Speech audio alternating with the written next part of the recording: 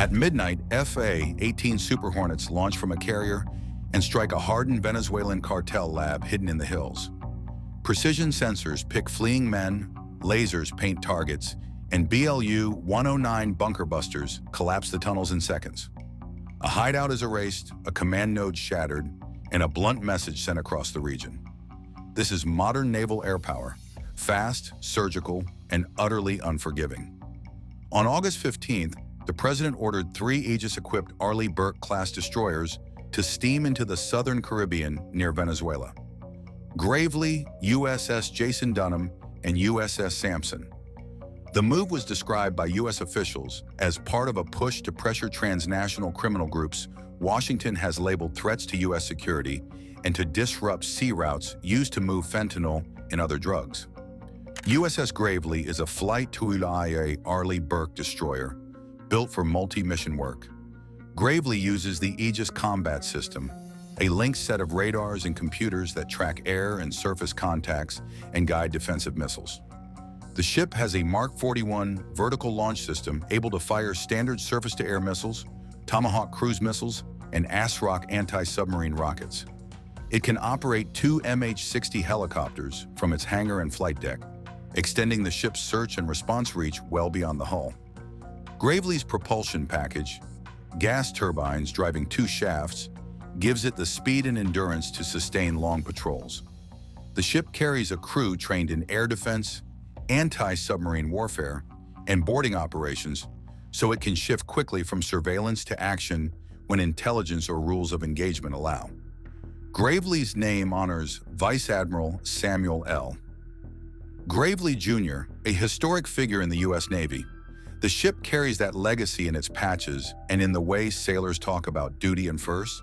That symbolic weight matters on long deployments. Names and history are part of what keeps a crew focused when watches are long and the sea is empty. Operationally, Gravely will likely be used as a high-end sensor and missile node, monitoring aircraft and surface traffic, protecting other ships in the group, and providing missile response if a high-value threat is identified. USS Jason Dunham brings similar weapons and a few public notes about recent operations. Like other Flight IIA Arleigh Burkes, Jason Dunham has the Aegis system, VLS cells that can fire Tomahawk, Standard, and ASROC rockets, and a hangar for MH-60 helicopters. The ship is roughly 509 feet long and built to sustain long deployments, participate in carrier strike groups, and conduct independent patrols. Public Navy releases show Jason Dunham has returned from extended deployments and worked with carrier groups and allied navies, which speaks to its training and interoperability with other U.S. and partner assets. In an anti-smuggling role, Jason Dunham's helicopters and embarked visit-board search-seizure teams give it the tools to find, approach, and inspect suspicious small craft at sea.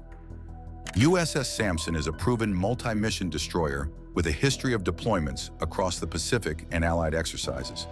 Samson's features include the Mark 41 VLS, a 5-inch gun for surface engagements, torpedo tubes for anti-submarine warfare, and advanced radar and sonar suites for detecting submarines and low-flying threats. Samson has participated in humanitarian responses, multinational exercises, and long deployments, showing the class's flexibility. For the current patrols off Venezuela, Samson can perform the same layered tasks as the other 2 ships: long-range detection, helicopter sorties for scouting and interdiction, close-in naval gunfire if directed, and anti-submarine searches where intelligence suggests subs or narco-subs might be present. Taken together, these 3 destroyers create overlapping capabilities. Aegis radars on one ship share tracks with the others. Helicopters from any of the ships fly to investigate contacts, and boarding teams move from ship to small boats for inspections. The combination of long-range missiles, anti-submarine weapons, and aviation gives commanders options. Deter suspicious movement with presence, intercept and board small craft, or use missiles if ordered under strict rules of engagement. On board each destroyer, watches and drills replace headlines. Sailors monitor radar and sonar screens, check engine rooms, and run aviation operations.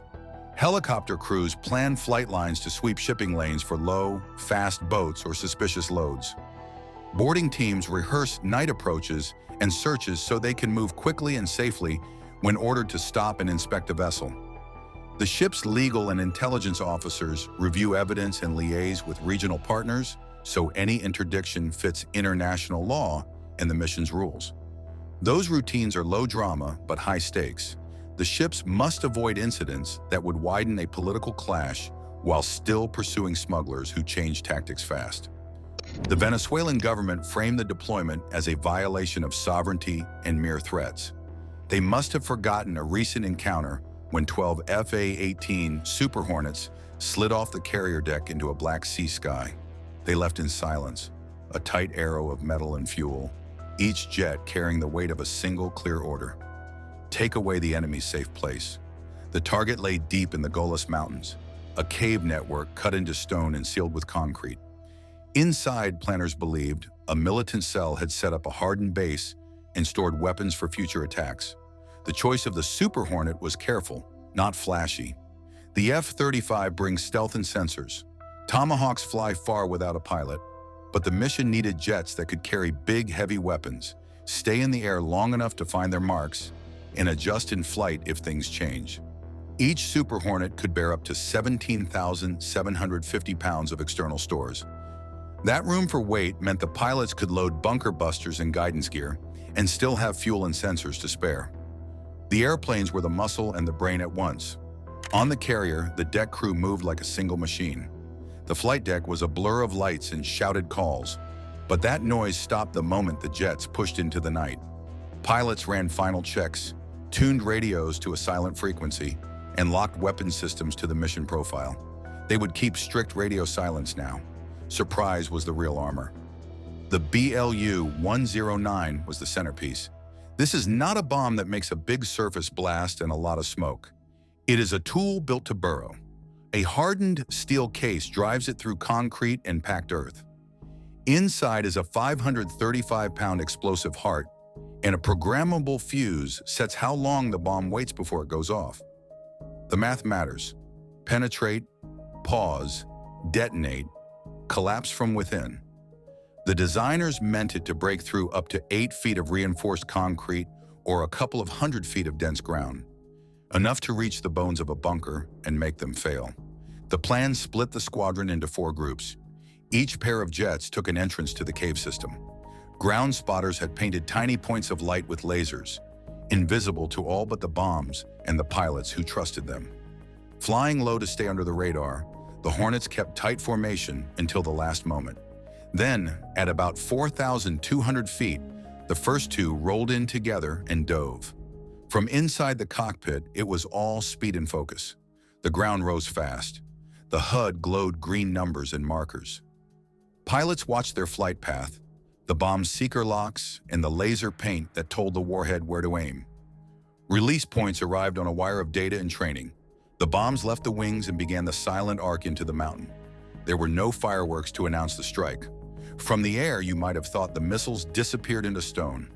Then, not minutes later, but seconds, the mountain answered. Deep detonations sent internal pressure waves through dark tunnels. Stored munitions inside the caves ignited and added their fury to the first blast. The effect was not a surface crater, but an internal shudder and collapse.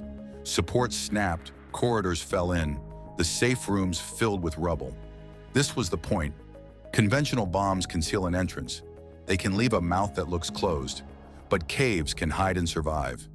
The BLU-109 struck where the enemy thought they were safest, inside.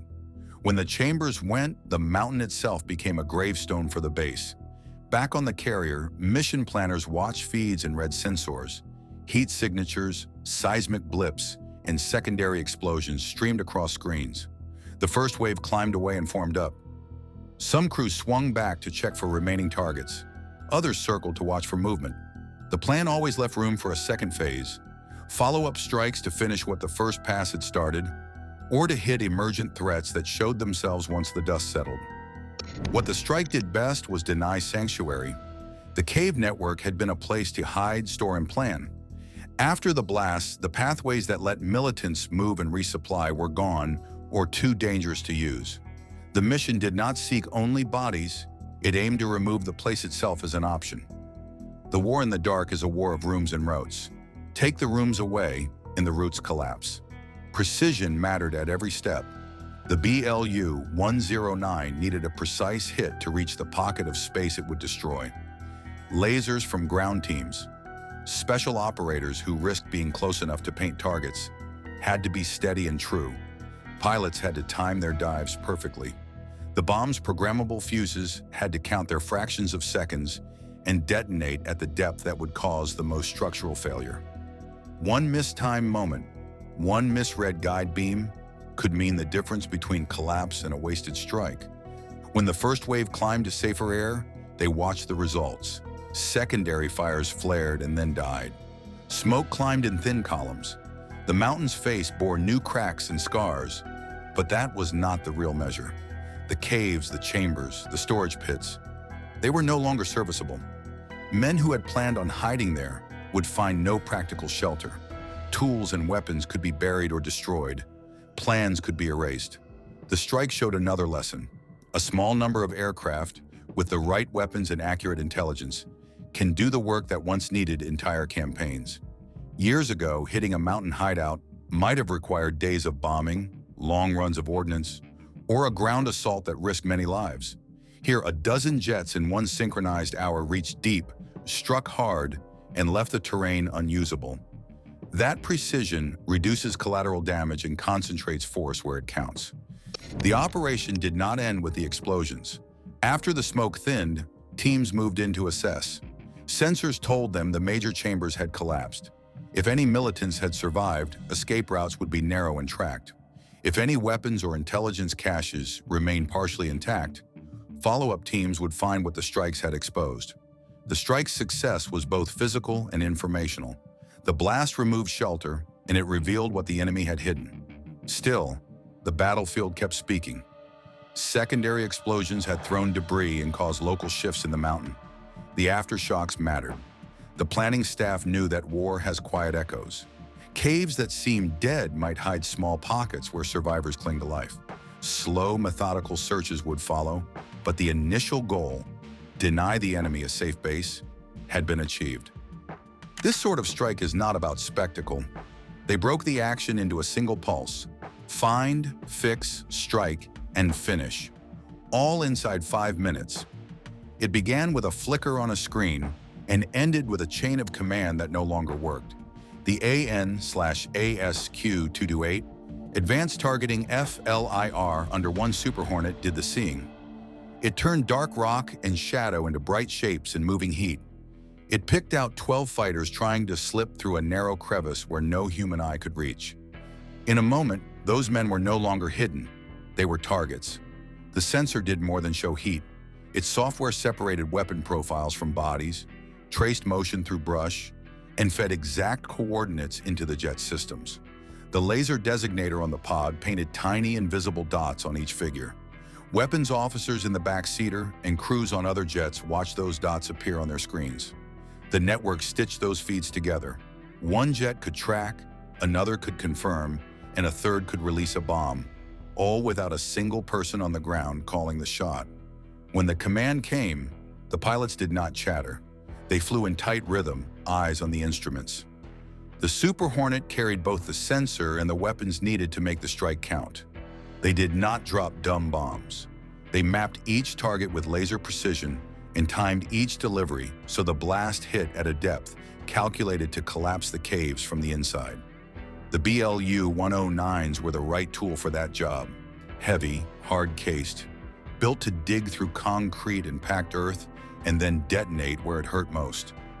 What made the kill chain fast was the way the systems linked together. Data moved as if there were no distance between aircraft. Target tracks updated in real time. The weapons crews saw the same picture that the sensor saw. Identification, targeting, and firing happened as a single flow. That flow closed the gap between detection and destruction. By the time the enemy realized they were exposed, there was no time to run. The strike hit near simultaneously across the crevice. The bombs went in, and the mountain spoke from inside. There were no showy crashes on the face of the cliff. The effect was internal. Tunnels bowed and supports failed. Pressure waves rolled through chambers and ignited ammo the fighters had stockpiled. Pieces of the network collapsed into powder and wreckage. Men who had planned an escape found their exits blocked by fallen stone. The result was immediate and strategic. The enemy's chain of command fractured as leaders and messengers were cut off, buried, or scattered. Orders stopped flowing. Units that had depended on a central base found themselves isolated and blind. The operation did more than destroy fighters. It broke the system they used to coordinate attacks. In war, ruining a single node can create ripple effects that spread faster than any reinforcements. This outcome was not an accident. It came from rehearsal, training, and a shared doctrine. Sensors and shooters must think as one. Pilots trained for common movements. Weapons officers learned to read the images the same way. Mission planners rehearsed the handoffs until the most complex actions felt like muscle memory. With that discipline, the whole machine could move as one thought, shaving minutes off a process that used to take hours or days. Technology made that thought possible, but people made it real. Pilots watched the images and verified what the system suggested. Weapons officers ran the math and set fuses to the exact millisecond. The carrier strike group's command staff stayed 2 steps ahead, ready to shift targets, order a second pass, or abort if civilians appeared. Each role mattered. A single mistake could waste a strike, or worse, carry consequences for innocent people. That margin for error forced calm and precision at every level. The system also changed how commanders judge risk. With a standoff sensor like the AN/ASQ-228, jets could stay well beyond the reach of most shoulder-fired threats. That distance let them run longer, watch harder, and fire from positions that kept pilots out of immediate danger. Yet safety did not mean sloppiness. The reliance on sensors required perfect discipline on the ground teams who lasered targets, and ruthless care from pilots who had to trust the data. What happened next showed the flexibility that made the strike decisive. Heat signatures revealed movement in a side tunnel. Rather than head back to the carrier and wait for a new plan, some Super Hornets called for fuel. Mid-air refueling kept them on station. They topped off from tankers, synced with the rest of the group, and executed a second targeted strike minutes after the first. The ability to refuel and re-engage without returning to base turned a single raid into a sustained pressure campaign in real time. That loop, detect, strike, refuel, strike again, kept the enemy from reforming. Where once a force might withdraw, regroup, and reappear a day later, these fighters could unspool the enemy's options in hours. The faster tempo let Allied commanders protect future forces by removing imminent threats before they could move or call for backup. Beyond the bombs and the sensors, the strike was a study in timing. Laser designators needed steady hands. Fuses needed correct programming. The AN/ASQ-228's resolution was critical. It did not simply say, "There's someone there." It showed posture, weight, and movement. That detail converted probable threats into confirmed targets. It lowered the fog of war, making decisions clearer and the use of force more surgical. There was also a moral element. The system's precision reduced the need to send in ground teams into ambushes. It cut the number of people who would have to walk into a trap to confirm the enemy's presence. Saving those lives was part of the calculus. In this strike, the technology protected both attacking crews and special forces, who might otherwise have to do the dangerous close work. After the bursts of fire, teams sifted through the data, sensors replayed the event frame by frame, analysts parsed signatures to determine what had been destroyed and what might still be salvageable.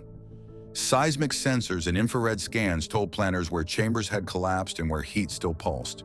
This after-action feed fed prosecution, intelligence, and future planning. The strike was not an end. It was a source of fresh, usable information. The effect on the enemy was simple: no safe place. They could not rely on caves, bunkers, or buried depots if a sensor from the sky could find a narrow crevice and seed it for collapse. The loss of sanctuary forced them into movement or dispersion, both of which made them easier to track through communications and funds. The psychological shock of seeing a base erased in minutes also spread doubt among survivors, undermining morale and loyalty. The message behind the raid is simple and loud. A carrier and its fighters can reach anywhere. at any time without asking for permission or waiting for a local base. That mobility changes the map. Where mountains and deserts once felt safe, they now face a sky that sees and a sea that moves. A carrier strike group is no longer only a show of force. It is a strike force, mobile, fast, and able to act alone if needed. In the mountains, removing a leader in his inner circle does more than kill or capture people. It breaks networks. Orders stop moving. Plans collapse. When a command node vanishes, the rest of the group splinters into confusion and fear. That ripple effect protects troops who might move in later. It also buys time for diplomats and law enforcement to act. The mission becomes more than a single hit. It becomes a way to reshape how an enemy fights. The tools that make that possible are not magical. They are aircraft, sensors, weapons, and sailors and pilots who know how to use them together. The AN/ASQ-228F LIR pod turns night into a clear picture. It sees heat and movement through smoke, dust, and brush. It tells you in plain lines where a person stands, who carries a weapon, and which path someone is using to flee. That picture lets pilots mark targets and commanders decide in seconds. Flight deck crews and pilots call the Super Hornet the Rhino because it grew into the role. Bigger, tougher, and more lethal than its predecessors. It is not just a jet for dogfights, it is a flying toolbox. It can carry heavy bombs like the BLU-109 and still have range and agility. It can patrol for hours and then dive for a target the same night. That blend of power and endurance matters when targets hide under rocks and behind trees. Those twin Pratt & Whitney engines give the Rhino thrust. They push the jet fast enough to cross miles of air and to escape danger. The shape of the jet, swept wings and leading-edge extensions, keeps it nimble when a pilot needs to turn tight or dodge threats. But raw speed and maneuverability are only half the story. The Hornet's real strength is its systems. Radar, targeting pods, and onboard computers that stitch all the battlefield data into one picture. A strike like the mountain raid is a chain. The sensor sees. The pilot confirms. The weapons officer programs the fuse. The bomb drops. The mountain falls. Each link must work, and each person must trust the other. The AN/ASQ-228 gives the first link the edge. It finds people where no one thought to look. From tens of miles away, it points like a finger. The Hornet closes, keeps quiet, and delivers the punch that ends the group's ability to use that place again. Carriers make that process repeatable. A carrier at sea carries not just jets, but tankers, sensors, and crews for days, weeks, or months. If a strike reveals new targets, jets refuel and go again.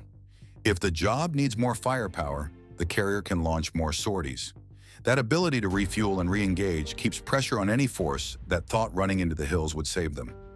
This kind of power changes how wars start and how they end. In the past, hitting a fortress might have required a long planning cycle, local permission, and a ground force to clear the wreckage. Now, a carrier can act on its own intelligence and strike within hours. That speed closes the door on escape. It also reduces the need for massed forces on the ground, lowering the risk for soldiers who would have to clear a hardened site by hand. But speed and reach do not mean rough tactics. Precision is the aim. The BLU-109 is a tool designed to break what hides under the earth and concrete.